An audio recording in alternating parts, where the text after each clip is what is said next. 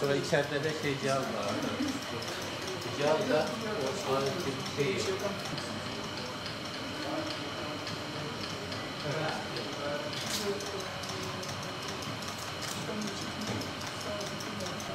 Geçmiş olsun. Konuşabilecek misiniz?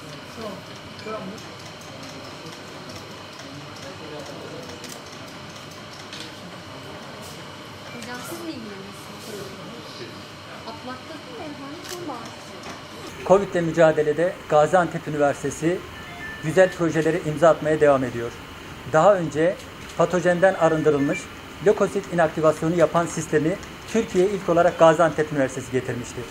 Kızılay'la yapmış olduğumuz özel protokolle İstanbul ve Ankara'da vakalar çok olduğu için getirdiğimiz ilk iki sistemi İstanbul ve Ankara'ya kurmuştuk.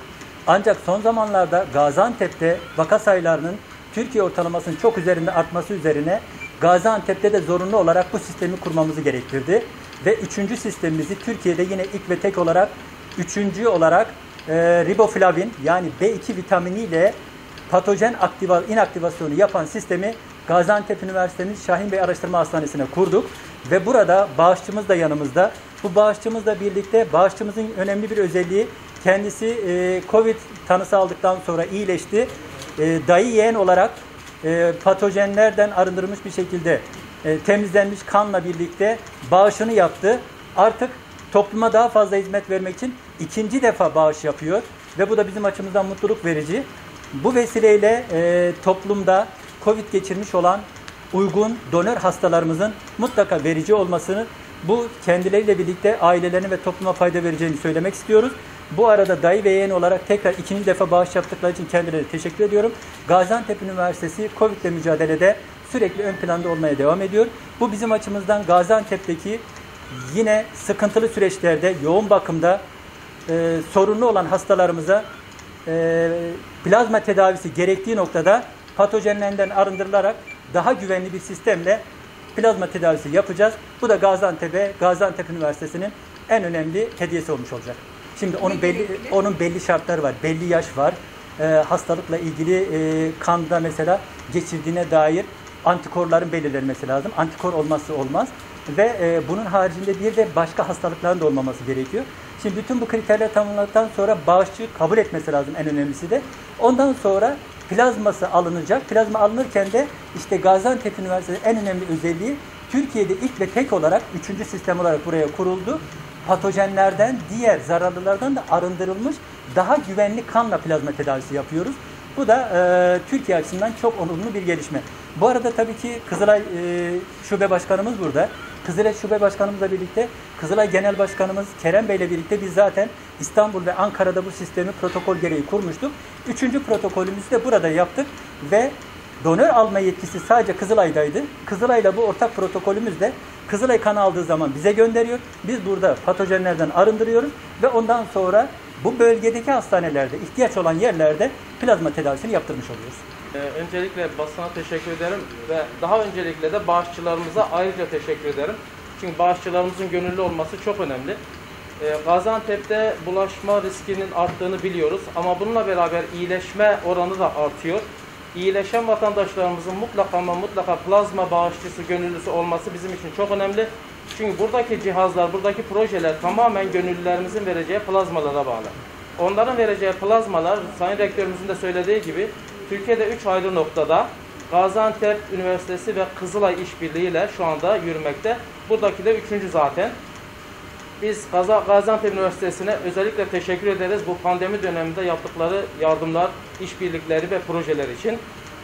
Ve sanırım bundan sonra da Kızılay ve Gaziantep Üniversitesi işbirliklerimiz hızlıca yola devam edecek. Tüm vatandaşlarımızdan temizlik, mesafe ve maske kuralına uymaları için de ayrıca rica ediyorum. Herkese teşekkür ediyorum. Evet. Özellikle Türkiye'de rutinde uygulanan plazma tedavisinden farklı olarak Gaziantep'in yapmış olduğu patojenlerden arındırma sistemi işte bu Mirasol sistemidir. B2 vitamini ile arındırılıyor ve daha güvenli kan veriliyor. Teknik özellikleri açısından da arkadaşımız size detaylar verecek. Hocamın bahsettiği üzere Mirosol sistemi bir patojen inaktivasyon. Yani kan ürünlerinin güvenliğini, bütün güvenlik ve test önlemlerinin üstünde maksimum, dünya çapında bu şekilde maksimum en son seviye olarak kan ürünleri içerisindeki patojenlerin tekrardan kendilerini çoğaltamayacak şekilde tamamen inaktive edilmesi, ortadan kaldırılması. Sistem bir ultraviyole ışın kaynağı.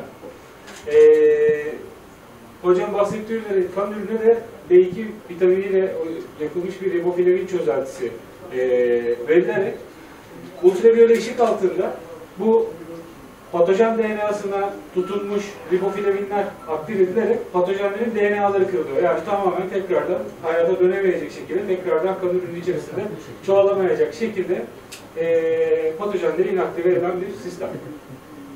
Şey yapabiliriz, kan yerleştirmeyi şu anda gösterebiliriz. İkisi kanla birleştiriliyor. Ortak bir sete akıyor ve bunun amacı da homojen bir karışım olsun diye. Ve bu iki birleşim daha sonra bu sistem açılarak sistem içerisine yerleştiriliyor ve dünyadaki diğer sistemlerden farklı yaklaşık olarak çok kısa bir zamanda, 1 saat ne kadar sürede inaktif ediyor? 5 ile 7 dakika arasında Tamam. inaktive ediyor. Yani donörden kanın alınması, setlerin oluşturulması ve riboflavinle inaktive edilmesi ve hastaya uygulanması toplam 1 saat sürüyor. Diğer sistemlerde ise 24 saat sürüyor. Kaç saat sürüyor dediniz hocam? Burada 1 saat, diğer sistemlerde 24 saat. Bütün işlem yani Çünkü diğer sistemlerde bazı patojen maddelerin, yani şu birleştirme maddesinin doğal madde olmadığı için, ağır metallerden, ağır şeylerden oluştuğu için onun bir süre kanda temizlendikten sonra kanın bekletilmesi gerekiyor. En az 7-8 saat, o da süreyi çok uzatıyor. Doğal ürün olduğu için bu konuda herhangi bir patojen inaktivasyonunda alerjik sorun da oluşmuyor ve lökosit inaktivasyonu yapan tek sistem. Patojenleri ayrıştırabilirsiniz başka sistemlerden ama lökositleri, sitokinleri ortadan kaldıran şu anda tek sistem bu.